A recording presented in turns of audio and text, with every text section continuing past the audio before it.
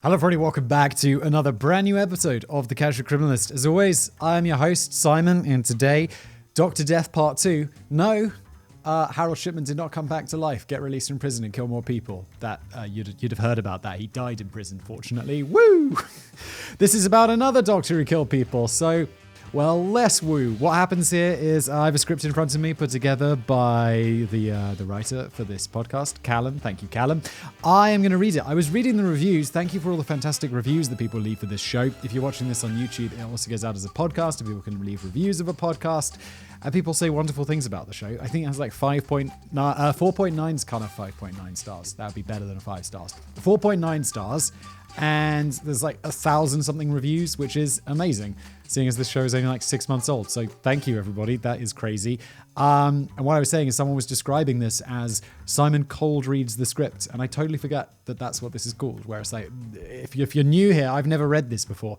I will go on this exploration with you, dear listener, and we will find out about Michael Swango, Dr. Death number 2. And then afterwards, Jen, our fine video and audio producer, will add some audios and images if you're watching this, and all those other things for you to enjoy. So thank you to Callum and Jen, and thank you for listening and your fine reviews. Thank you, and let's jump into it.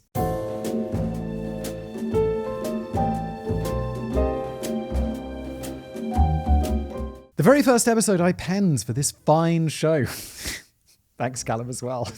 I mean, praising yourself there. Focused on the most murderous MD in history. I know, I always seem to do this. We'll get half a line in and already I want to go on an aside. But MD in the UK means something very different to MD in the US. Like if you're a medical doctor in the UK, it's like, isn't it Latin? It's like Medici Doctoranus or whatever it stands for. But like, that's what doctors will have. They'll be like Dr. So-and-so, MD. Whereas MD in the UK to me always meant managing director, like of a company.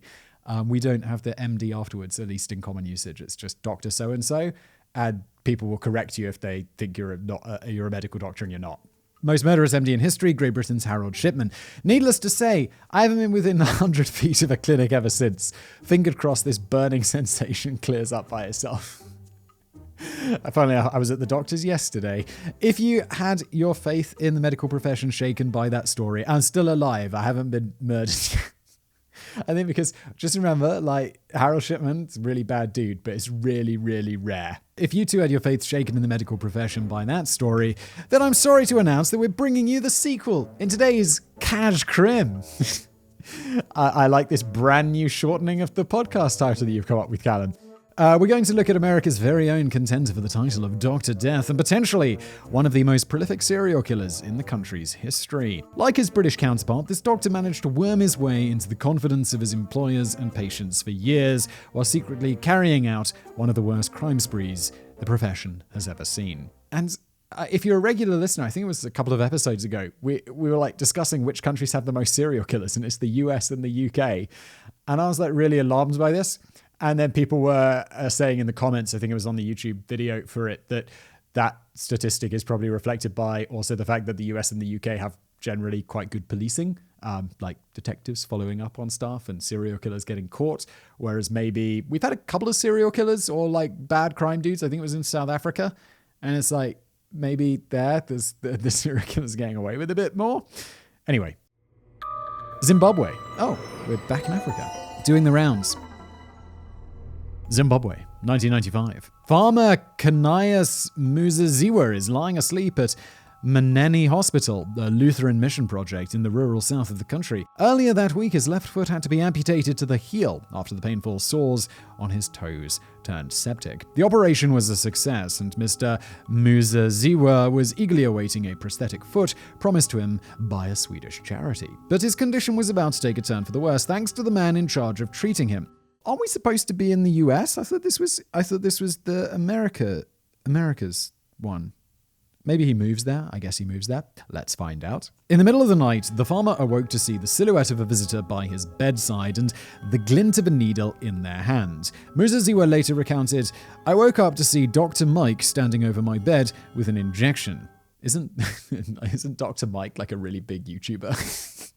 Different Dr. Mike. Definitely a different Dr. Mike. Which he put in my buttocks. Then he put it back in his jacket pocket, waved goodbye, and walked away. I was trying to get back to sleep, but I felt my whole body go numb. He tried to cry out for help, but no sound escaped his mouth. After a few minutes of burning sensation in his limbs, he managed a hoarse cry that brought one of the nurses to his side. Once he was stabilized, Muzaziwa cried out, "That man, he's no good. He tried to kill me." The nurse went to confront Dr. Mike, who denied ever going into Muzaziwa's room at all. Regardless, nobody ever let the good doctor near Mr. Muzaziwa alone after that. Which, I mean, even if they were like, it was just a hallucination, then and they don't suspect Dr. Mike at all, they're still not going to let him near the patient because the patient would be like visibly upset by Dr. Mike's arrival. Although I get the strong feeling that Dr. Mike is going to turn out to be a bit of a psycho. What was this guy's name? Dr. Michael... Michael Swango is Dr. Mike. Dr. Mike's a psycho. Let's move on. The sisters at Mnene Hospital, I'm sorry about the pronunciation, I don't know if that's correct, had harbored suspicions about the newest member of staff for some time now. Mike's full name was Michael J. Swango, a blonde-haired, blue-eyed, middle-aged doctor from the USA who joined them earlier that year. Whoa, I assume that this Dr. Swango was a Zimbabwe doctor who emigrated to the US. I don't imagine there is usually a ton of emigration from the United States to Zimbabwe, other than Doctors Without Borders and such, but let's carry on. The arrival of an experienced American physician seemed like a godsend for the isolated hospital at the time. However, their blessing quickly turned into a curse. For one, the guy wore the exact same pair of blue corduroy trousers every day and came to work stinking of sweat. And he also seemed somewhat, well, majorly incompetent. Swango struggled with even some of the most basic medical tasks, which the staff attributed to his highly specific specialization in neurosurgery. But he still went to medical school, didn't he? You got to go through, isn't it like 6 years of medical school where you learn all the basic shit and they're like, okay, you're a doctor now, congratulations. Now you have to go work in a hospital for many, many years and actually become a competent doctor. And then you have to go like neurosurgery? You're going to be like 30-something before you're actually a neurosurgeon, right? Do you just forget all the basic shit? That wasn't the worst of it. One nurse, speaking under condition of anonymity, explained people with simple illnesses or who were on the road to recovery kept dying on his ward. He liked to do ward rounds on his own and often prescribed multi-drugs to individual patients, which is not the way a real doctor behaves. Is Dr. Mike a real doctor?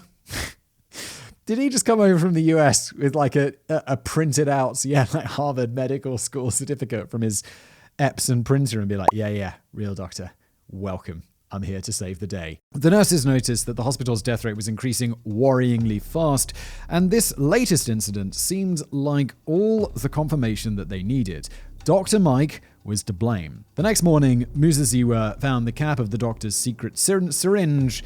It had dropped under his bed. Well done, Dr. Mike. Yeah. Evidence disposal is not ever a strong point of our profiled criminals, is it? But when the nurse took this evidence to management, Swango accused them of rumor mongering, and the sisters were silenced by management. So Dr. Mike was allowed to continue spreading the stench of death and body odor around Mnene Hospital throughout the rest of 1995. A few months after Mr. Muzaziwa's unexpected bout of paralysis, another amputee experienced a similar fit. This was the hospital's foreman, Philemon Chipoko, who fell into critical condition not long after receiving aftercare from the doctor. He died before anyone could come to his rescue. Then, at the start of 1996, Edith Ngwenya, who was employed by Dr. Mike as a cleaner, fell unexpectedly ill. The doctor drove her to the hospital drenched in sweat and clutching her chest.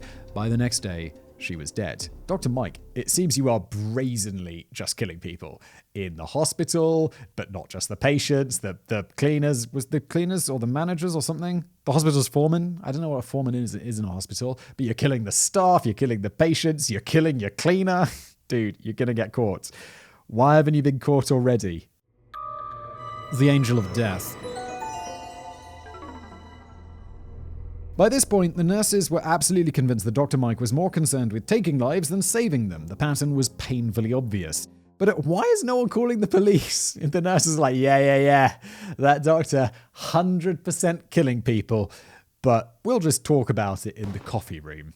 But unless they could prove it beyond a doubt, it was their word against his. Yeah, but there's loads of them. I would get it if it's like, doctor versus nurse. Also, even if it was, there's got to be some sort of ethics review board who take this accusation seriously and at least, make an effort to vaguely look into things like the increasing death rate. Anyway, but unless they could prove it beyond a doubt it was their word against his, they finally got their big break one evening in the spring of 1996 when a shrill cry rang out from the maternity ward. Dr. Mike, get out of the maternity ward, you psycho. When the sisters rushed to investigate, they found Dr. Mike by an expectant mother's bedside. She was shouting that the doctor had just injected something into her IV. At first, Mike said that his patient was just hallucinating, but quickly changed his story. He was merely flushing water through the tubes. When the woman started sweating profusely and vomiting, it was obvious he was up to something more sinister. The nurses weren't buying Mike's excuses, and the testimony of the pregnant woman who survived unscathed, by the way, thankfully, now arrest Dr. Mike and put him in prison forever, was... Why is this so long? This script is so long. This is not a short episode. Why is this not ending on this page with Mr. Mike, with Dr. Mike being caught, having his medical license revoked shortly after they strap him to a chair, or... They're probably not killing people in Zimbabwe in the late 90s, but let's just put him in a really horrible prison forever. It's like, Simon, you need to go through the court of law and stuff. I'm like, yes, I know. We'll take it through the court of law and all of that stuff, and then we'll imprison him forever. The nurses weren't buying Mike's excuses, and the testimony of the pregnant woman who survived unscathed, by the way, was enough to finally turn the medical director against Dr. Mike. By this point, the nurses believed that he was responsible for the deaths of 9 patients, as well as the 2 attempted killings we've witnessed. As one Sister Hove put it, we thought he was an angel of mercy come to save people when he first arrived because we were so short of doctors, but he turned out to be an angel of death. However, since no autopsies had been carried out on his alleged victims, the best the hospital could do was dismiss the Grim Reaper from his post and report him to the medical board. Wait, you caught him injecting like this poison into a pregnant woman's IV? There's got to be more than this. That is definitely a crime. When local police got involved, they found a refrigerator in the doctor's home filled with a secret stash of medicines. Okay, he's a doctor. It doesn't necessarily mean murder, unless those medicines are murder medicines. Like, what's in there? Oh, just like strychnine. Just tons of strychnine. He must have smuggled them into Zimbabwe illegally and concealed them from his colleagues all that time. When the cops questioned him about the contraband, he was outright offended, saying, "I thought I had come to a jungle, and out of the goodness of my heart, I brought my own drugs." What an absolute saint you are, Mike. Bob Geldof would be proud. Feed the world. Fleeing. That is Bob Geldof, right? Who did Live Aid. I am remembering that right? Fleeing to Bulawayo. But in reality, this kind-hearted doctor had wreaked havoc on the people of that community by illegally administrating those drugs to patients in massive overdoses. While all this was unfolding, Mr. Muzaziwa returned to his farm on a pair of crutches, unable to work and without any kind of compensation. Victims of medical malpractice like that in the States can usually sue for big bucks, but in this case, it ended up being Dr. Mike that launched a lawsuit against the hospital. First, he ran away in shame to the town of Bulawayo, about 200 miles north, and established himself in an affluent suburban community on the outskirts of town. There he started attending a white Presbyterian church and Bible study group where he was introduced to top human rights lawyer David Coulthard. He convinced Coulthard to advocate for him in an attempt to keep his Zimbabwean medical license, and as the lawyer put it, he struck such a pathetic victim pose when he came into my office. He portrayed himself as someone who had come to Africa to help rural black people, and he was treated in an abominable fashion. No, Dr. Mike, you came there to kill people, you psycho. Of course, clearly those ignorant country folk never understood the complexities of modern medicine. Who are they to deny a pregnant woman her arsenic? Savage. Amazingly, news reports from this time seem to suggest he was eventually successful in suing his old employer. Dude, that lawyer is too good. Yeah. Sometimes, where someone that, like allegedly, OJ's lawyer, whoever that was, too good. Allegedly. I don't like lawyers who are too good. With the help of his world-class victim complex, Dr. Mike managed to get his community of white Christians on his side, and he was even able to land a short-lived position at another hospital while his case was under review. One of his fellow churchgoers, widow Lynette O'Hare, even offered him a place to stay. Mike started renting a room in her home, which once belonged to the woman's daughter. Whispers of murder and malpractice had started emerging in the papers by this point, but it never really bothered the landlady. Her community vouched for Dr. Mike as a good, young Christian man. I say young man because Mike had told the people in his new hometown that he was 27 years old, knocking a full 15 years off his actual age. That's a big difference. I feel people know the difference between someone who's 42 and 27. Although I don't always know, because people are like, Simon, you must be like at least 50. And I'm like, bro, I'm 33. And they're like, what? Oh, I should, like, I don't know, moisturize or some shit. That might have been able to help his romantic prospects among the eligible young women of Bulawayo, but he wasn't very lucky in love regardless. Shortly after moving into Mrs. O'Hare's place, Mike was rejected by a woman from his church, sending him into a world-class sulk. Maybe it was that you never changed your trousers. Sorry, pants, as my American listeners might say. Dude, you wore the same weird blue corduroys. And like that smell, like when someone's been for a run and it's like, you smell a little bit sweaty. It's like, okay, that's fine. When you are wearing those same nasty you get that like homeless smell. You stink. Like that really stenchy smell that kind of offends the back of the throat and the nostrils. It's like, that's not good. That's not good, Mike. No one likes that. You might be a neurosurgeon, but if you have really smelly trousers, people are still not going to like you. Tenant from Hell. After being shot down by his love interest, he locked himself in his room like an angsty teenager with the curtains drawn. He only emerged to collect the breakfast left for him by his door and to leave the empty plates outside afterwards. Despite repeated attempts to coax him out, nobody caught sight of him for a full 5 weeks. That's okay, he doesn't need to shower anyway. He's not into that. When he eventually emerged from his muggy cave, he took to borrowing the landlady's car and found another woman to chase, a young divorcee across town. Over the next few weeks, O'Hare started noticing food, alcohol, and money missing from her cabinets. Even some of her daughter's underwear disappeared. Uh-oh, you weirdo. I mean, what a surprise. What a surprise. The psycho guy is a weirdo. Her good Christian lad was turning out to be a tenant from hell, and things are about to get far worse. Please don't kill the landlady. One day, when Mike was out at work, the cleaning lady went into his room to tidy up and made a horrific discovery. In her chilling retelling of her ordeal, O'Hare describes how the cleaner came to her and said to her in a grave tone that she better come and look. Are they going to find a body in this? How did it get in there, and whose body is it? This is not good. Together, they crept into the doctor's room and over to his dresser in the corner. Or they're going to find, like, some weird trophies, like some blood slides from Dexter or something. Damn, dude. Inside, cunningly concealed, and can put that in like quotes, were some bacon sandwiches. Oh. Yes, a pile of feisty, stale bacon sandwiches pieced together from breakfast leftovers, but to hear O'Hare tell it, you'd think she'd found a pile of severed hands. This isn't so bad. He's stealing your money. I'd be more, if like my tenant was keeping like weird, like crusty food in their room, I'd be like, clean it up. But if they were stealing my money, I'd be like, get out. It's a difference, no? What did she say? I knew then that this was an insane mind, and I felt sick with terror. I also began to believe that he could have been guilty of the allegations. He stayed in his room for 5 weeks, is a bit of a weirdo. He takes your daughter's underwear, and you're like, crusty bacon sandwiches. That's the thing that pushed it over the edge for me.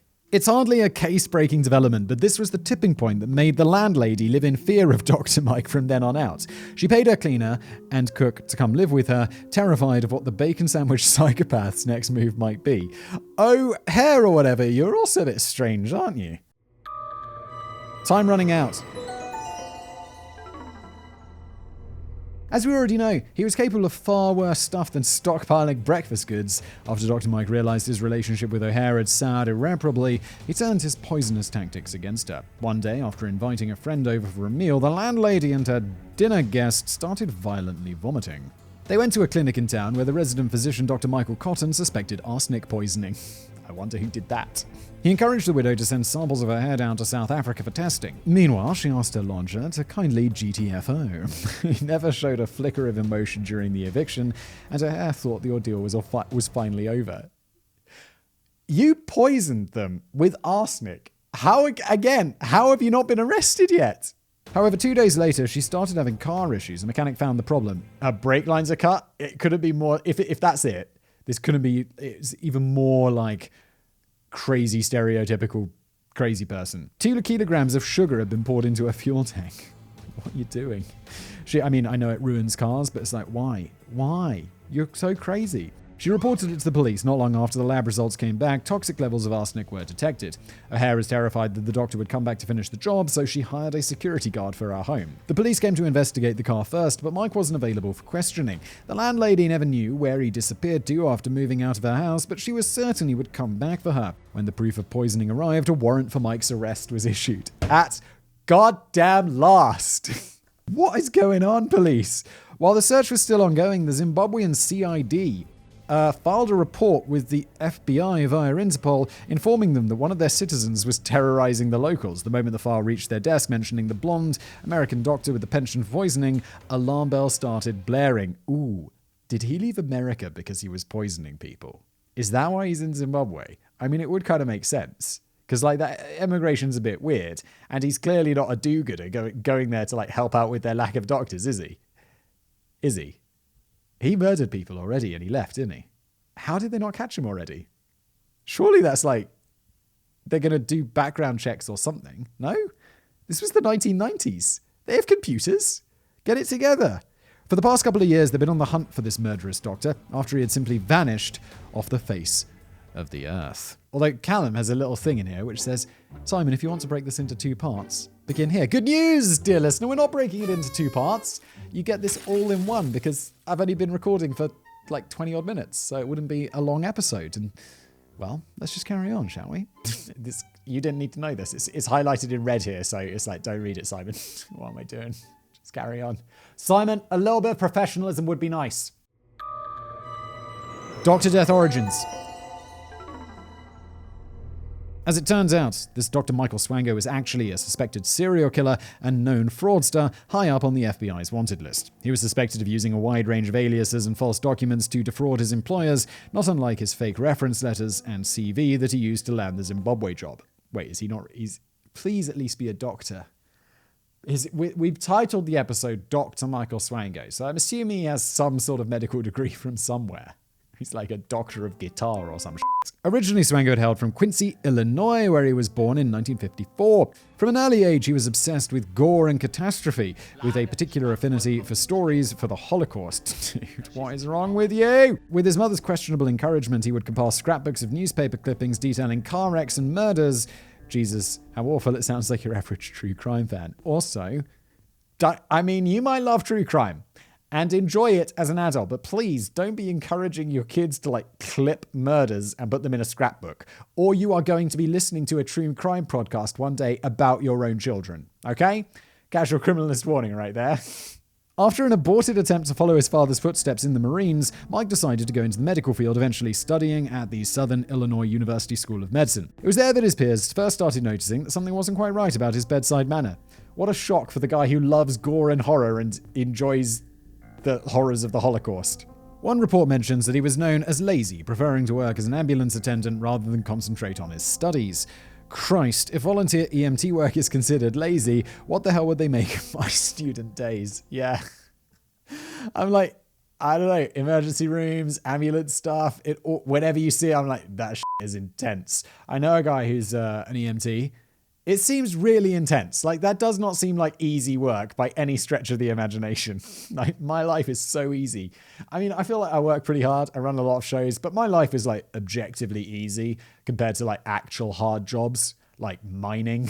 I don't know. I'm always like, there was a hard day at work. I get home from work and I was like, how was it? I was like, oh, it's a really long day. And I was like, but at least I wasn't mining. It was during these ride-alongs that young Swango got his first taste of death. Biographies mention that he was visibly fascinated with watching people pass away. It gave him a bigger rush than actually saving people. The more violent the injury, the more desperate he was to be at the scene. It's not exactly clear when he decided to start expediting the death process himself, but we do know that an unusual number of patients ended up in critical condition whenever he was on the wards. At least 5 of them died within the first couple of years. In fact, so many sick folk died under his care, his classmates dubbed him 00 Swango, licensed to kill. Guys,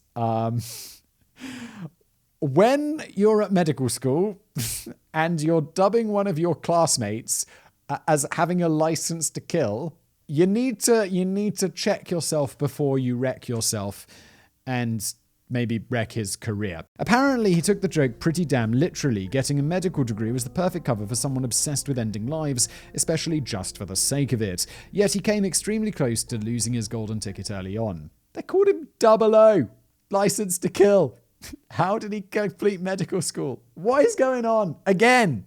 It was discovered that Swango was faking checkups during his hospital rounds, and he was almost kicked out of the university. A unanimous decision was needed from the disciplinary committee to send him packing, but under pressure from Swango's lawyer, one member decided to give him a second chance. Has to rank up there, near the guy who denied Hitler's art school application. Oh my god. Dude. Internship.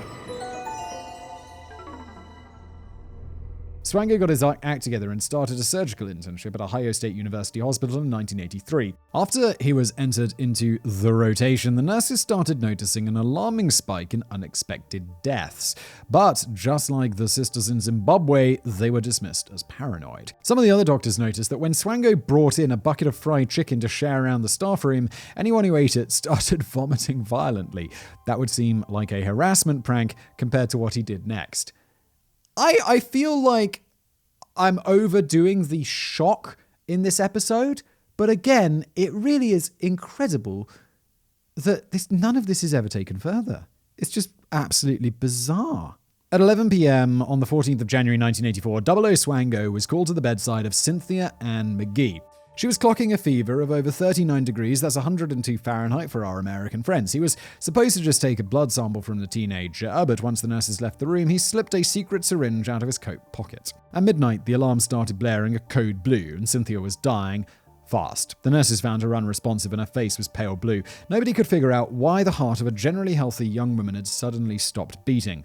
Nobody but Swango, of course. His diagnosis: a deadly injection of potassium. This was exemplary of Swango's modus operandi. He would stalk the wards looking for patients to murder without raising suspicion. Those on potentially lethal medications were the easiest. All he had to do was administer a slightly larger dose than usual. If that wasn't possible, he'd prescribe them something strong enough to do the job. Be aware, if you go to your doctor with a headache and they suggest a whopping dose of morphine, he's probably not to be trusted. If that wasn't possible, Swango would just straight up poison his victims with recipes from his handwritten poison cookbooks back home. Eventually, he was caught doing just that. I believe in the medical profession today, because there were cases of, a doctor accidentally prescribing, instead of 10 milligrams, 100 milligrams, and people dying, that now there are checks and balances in place. So maybe the pharmacist will also check to make sure that it's not crazy, or there'll be computer programs that check. I remember reading about this somewhere or hearing about it. But yeah, I guess even in the 90s, it was easier. Or was it 80s? Sorry, 1980s. We jumped back in time. On February the 7th, 1984, 69-year-old Rena Cooper awoke to find Swango injecting something into her IV just moments before she suffered a seizure. A nurse reported that he had a funny grin on his face as he left the room. It couldn't have been any more obvious if he was rubbing his hands together and laughing like a cartoon villain. And honestly, who would blame him?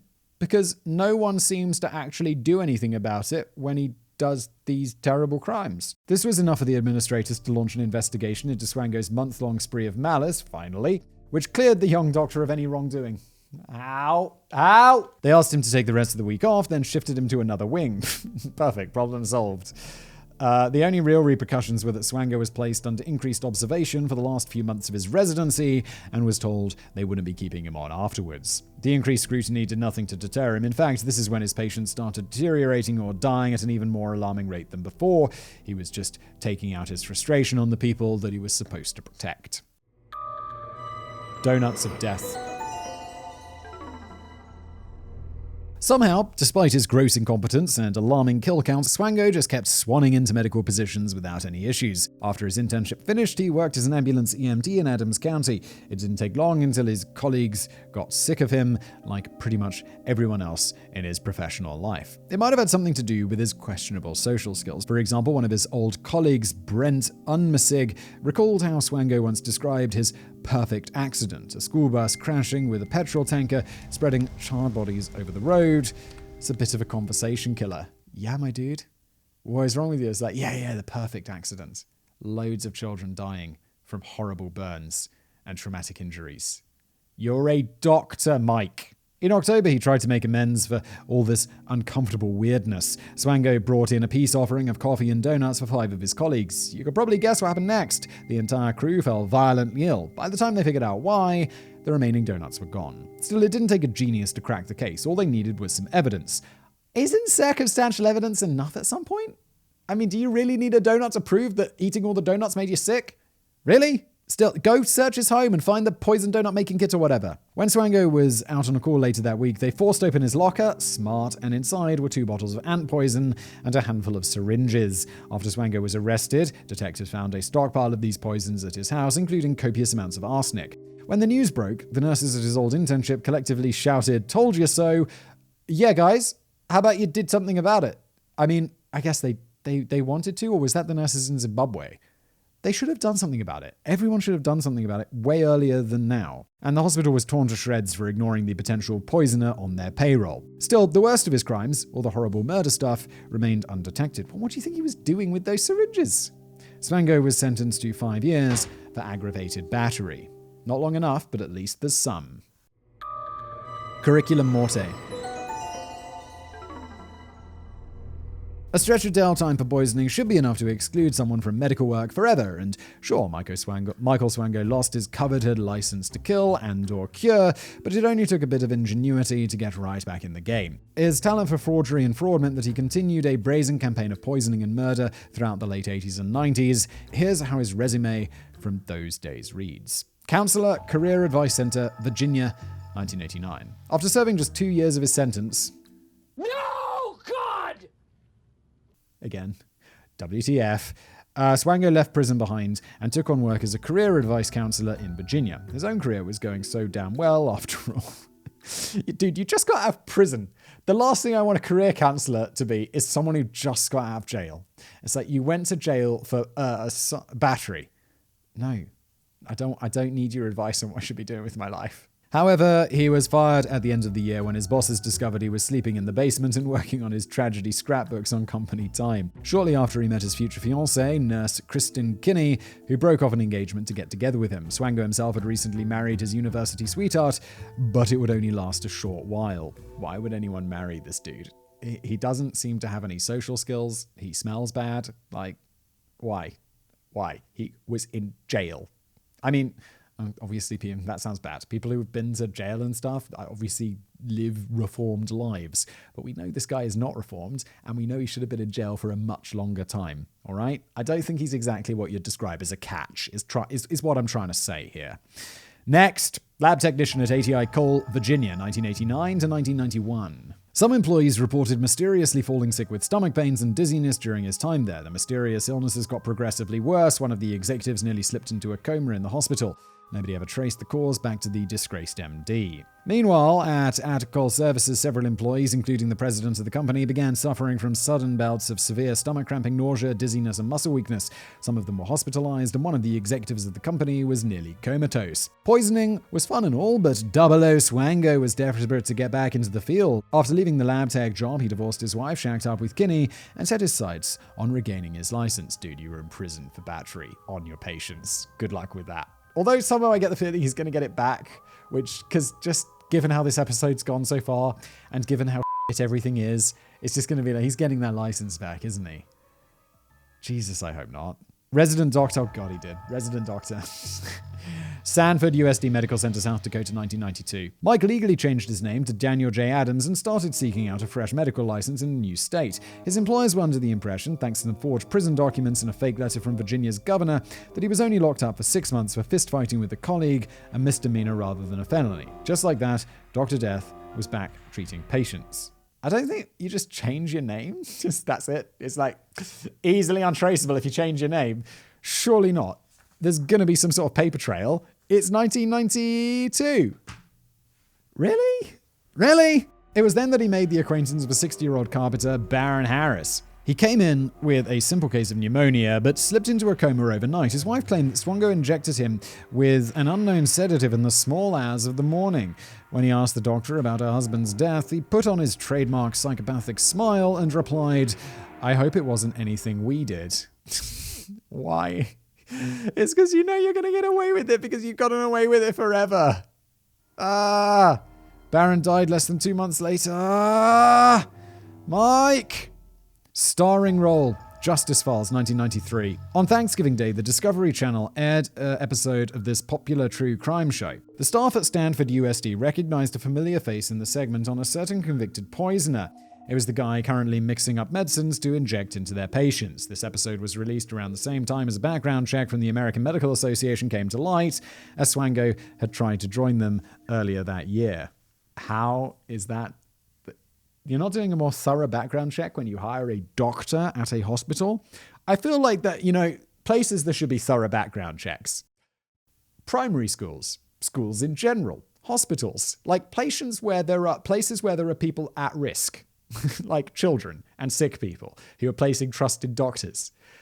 Get your shit together, establishments.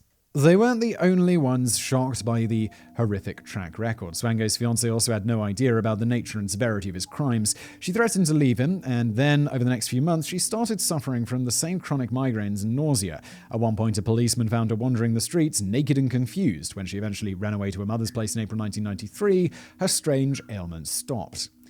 Shocking. Unfortunately, though, her abuser showed up to take her back just a few days later. Dude, no, don't go with him. Don't go with him. Please. I know this is so complicated because there's all sorts of psychological stuff going on there, but just don't. Hey. Resident doctor, New York State University Medical School, 1994. So crazy. That's so crazy. He's now a resident doctor again.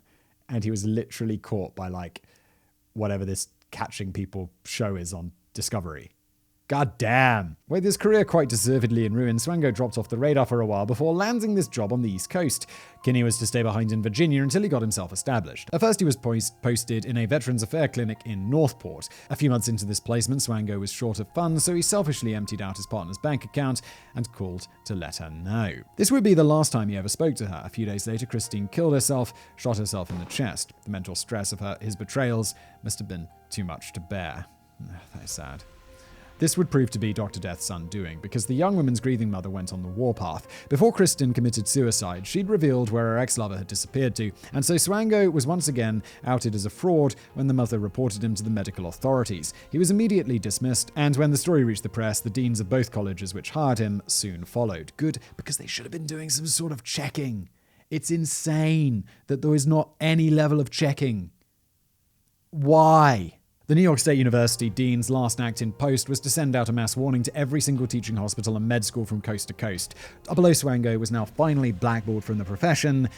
In America, that is. Fugitive on the FBI, on the run, various locations, 1994 to 1996. Shortly after Swango landed back on the unemployment line, the FBI announced that they had a warrant for his arrest. He was wanted on suspicion of using fake credentials to enter the government-run VA hospital, a federal crime. Let's get him on something. Just get him on something like the tax evasion in Al Capone. Just get him on something and get him in prison.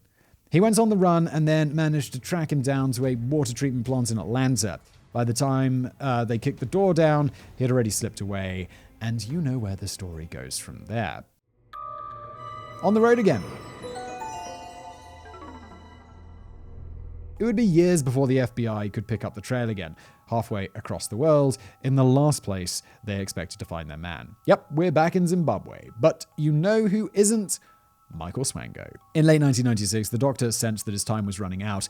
The local police were looking to charge him with pouring the sugar into his landlady's car, so he fled across the border to Zambia. We don't know much about what he got up to there, but we think we can quite easily fill in the blanks. Bit of fraud, bit of poisoning, couple of murders, etc., etc. Swango was a compulsive killer who rarely changed his methods. Who knows how many more lives he ruined in the last months on the run. It's believed that he set up for a time in Namibia, once again walking into medical jobs in a country which was desperate for doctors. The FBI issued renewed appeals for information and sent out warnings to all ports of entry in the USA in case the doctor tried to return to home soil. It doesn't seem very likely, does it? Just going to fly home to a country with a FBI. FBI know what's up. It's not like regular police. They're going to, you walk in those borders, they're going to be like, Mike, what's up? Come with me, please. You're in big trouble, lad.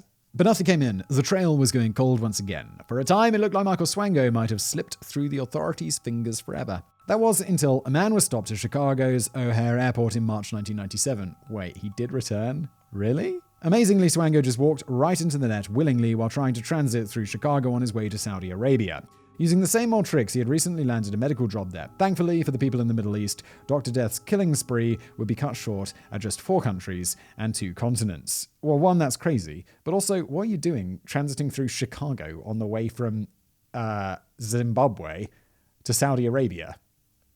Did you really need to go across the Atlantic twice? It's very bizarre. Although maybe he didn't know, he just bought a cheap flight and he gets on the plane and it's like, can you imagine? He gets on the plane and they're like, okay, we'll be shortly arriving in Chicago before the plane, before we move to Saudi Arabia. And he's like, oh God. Oh, uh-oh.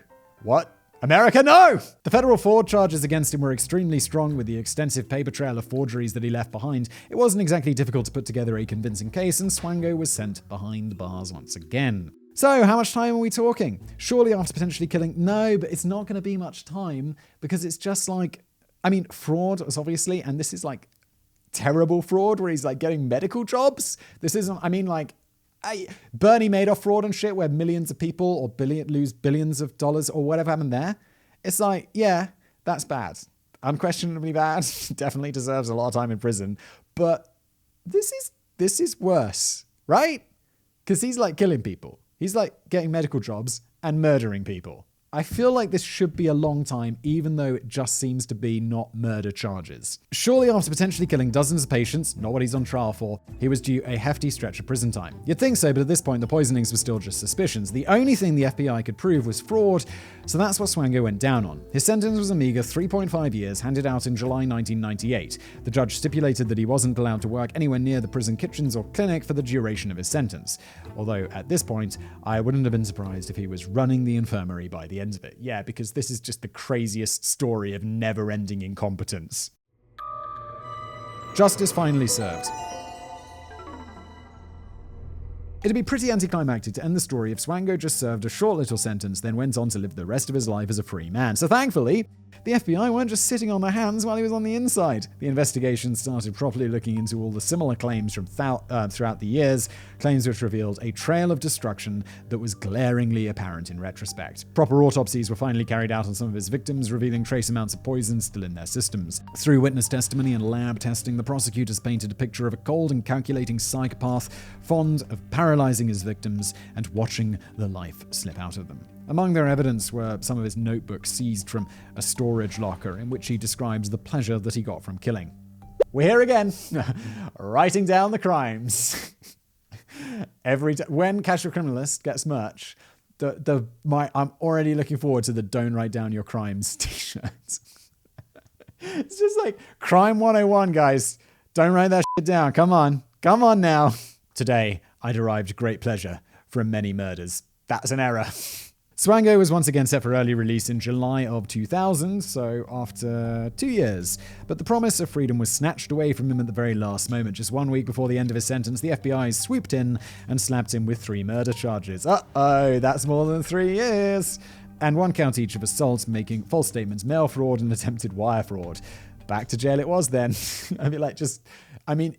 murder charges, you're going away forever. Do we really need to have wire fraud, mail fraud? It's like, we got murder, guys. Murder's what you wanted all along, isn't it? Dr. Death pled guilty on all charges, including emotionlessly admitting to killing the teenager Cynthia McGee all those years ago. She would have been well into her 30s by then, perhaps with a family of her own. It wasn't remorse that inspired Swango's honesty, but fear. Pleading guilty allowed him to avoid the threat of extradition to Zimbabwe, where prosecutors had just filed their own set of charges, 7 poisonings and 5 murders. In terms of bare quantity, it was probably best to go down on 3 murders rather than 5. Dude, anyway, you're in prison forever. 3 murders? I know there are some Northern European countries that they have the maximum sentence. So you have to be released. There's that, I swear, is it Anders Breivik, the guy who was killed all those people in that crazy massacre in, was it Norway? He's going to get out of prison one day because they have some maximum cap or something like that. Is that right? Or is he under some psychological thing where there's theoretically a cap, but he'll actually be in there forever because they'll never allow him, they'll never say that he's competent to leave? or something like that. But they do have these maximum sentences. But you know where they don't have that? The United States of America. You can go to prison forever. And in this situation, that's fantastic. Especially since the discovery of a white foreign doctor essentially executing impoverished locals was going to go down about as well as you might expect. The death penalty was very much on the cards there. Oh, okay, so they do have the death penalty, or did. However, the Justice Department in Harare agreed not to pursue extradition so long as Swango pled guilty and spent the rest of his life behind bars. So that's exactly what he got. The good doctor is currently safe and sound in his home country, serving 3 consecutive life sentences at ADX Florence Supermax Prison, Colorado. I made a video about ADX Florence on my channel, Geographics, and I think he's got a company like that. The Boston Marathon bomber, I think's there. Ted Kaczynski, the Unabomber's there. It's like in great company with all these other horrible, horrible people. Hardly a satisfying conclusion given the amount of families out there left devastated by his crimes, and even worse, forever left without the closure of knowing the truth about what really happened to their loved ones. Yeah, I mean, if this is what we caught this dude on, he did a whole lot worse shit for sure. And allegedly, he's in prison forever. What's he going to do? Sue me? Allegedly, though, just in case, allegedly. I'd say, I don't know, unless you believe like very much in the death penalty, which, I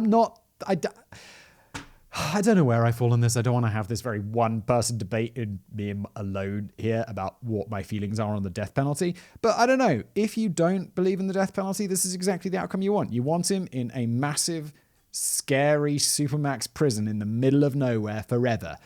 I'd say that is a satisfying conclusion. I mean, obviously it'd be better if he never committed his crimes, but seeing as he did, this seems pretty okay. Wrap up. That brings us to the end of the sickening story of Dr. Michael Swango, the last person you'd want to see hovering over your hospital bed. But there's one last question to answer. Just how many people did he kill? I haven't been very precise on the numbers throughout, and there's a good reason for that. We don't really know any precise numbers. As I mentioned at the beginning, there's a good chance he may be among the worst killers in US history, even though 9 or more killings happened abroad. All in all, despite only being convicted of 3 murders, 00 Swango could possibly be responsible for as many as 60 deaths. We can arrive at that estimate by looking back through his history and identifying unexplained or unexpected deaths which occurred under his care from medical school until his capture. It's often impossible to say with certainty, though, because his methods could be so subtle, killing patients with drugs they were already taking anyway. At any rate, it's fair to say Michael Swango earned the Dr. Death nickname. But how does he stack up against the prior title holder? If you cast your mind back to episode 2, you'll remember that the UK's Harold Shipman racked up a potential 250 victims. Of course, I'm not saying it's a competition. That would be sick, but if it were, we would win. Callum, are you saying like UK versus US? We have the best doctor serial killer. Brilliant. Just saying. Dismembered Appendices. Number 1. As part of their investigation into Swango, the FBI raided a storage locker he rented in Virginia. Inside, they found stacks of his macabre scrapbooks, a perfectly tied noose, and stockpiles of military gear and ammunition potentially collected during his time with the Marines. I thought he got rejected from the Marines, but given his genocidal fascinations, this made him pretty worried about what might happen if he was set free before the murder charges were served. Probably a good thing they never let his imprisonment lapse. Yes, the one thing we didn't want to. Like a week before, like FBI were like, murder charges. We're like, don't do it a week after. Definitely a week before. Number 2. The family of one of the victims succeeded in suing the doctor long before he was ever tried for murder. In 1984, at the hospital in Ohio, 21-year-old Ricky DeLong was found dead with a lump of gauze stuffed down his throat. It was ruled a homicide at the time, and Ricky's parents successfully sued Swango for the death in 1986, which once again begs the question, how the hell did he get away with it for so long? Yeah, that's just straight murder. I mean, the regular stuff's straight murder as well, but you're like, that's like not even subtle with the drugs. Just like, yeah, just choke him to death. Like a regular crazy murderer. Number 3. Swango tried to whip up some public sympathy after poisoning his fellow paramedics in 1984. He even had the gall to request a TV interview with ABC journalist John Stossel while behind bars. In it, he maintained that he was completely innocent of any wrongful deaths or illnesses, despite knowing himself that there were dozens more victims left undiscovered. And also he admitted it, didn't he, previously? Anyway, that's where we end today's extremely dark episode. I hope you enjoyed it. I always feel weird. But I hope you found it interesting. If you did and you're listening to this as a podcast, please do consider leaving a review wherever you listen to your podcasts. If it's Apple, that's even better because then I get up the charts. Spotify doesn't have reviews, so that's that. Thanks for listening on Spotify and just enjoying it. You don't have to do anything. Just thanks for listening. And if you're watching this on YouTube, hello. And please like, subscribe, comment if you fancy it. And I'll see you next time. Oh, hey, if you've got requests, I look at the comments on YouTube for the videos. So have a look below if you're watching on YouTube, or if you're listening, why not head over to YouTube and you can suggest people below. And you can also thumbs up the ones you like, and those are the ones I'll probably see more of and more likely to make because I know people want them. One thing I will say is don't list a whole bunch of people because then people will thumbs up for one of the people in your list and I won't know, like, they might not all be great suggestions that everyone loves. So individual suggestions. That's all, and it's too complicated, but thank you for watching.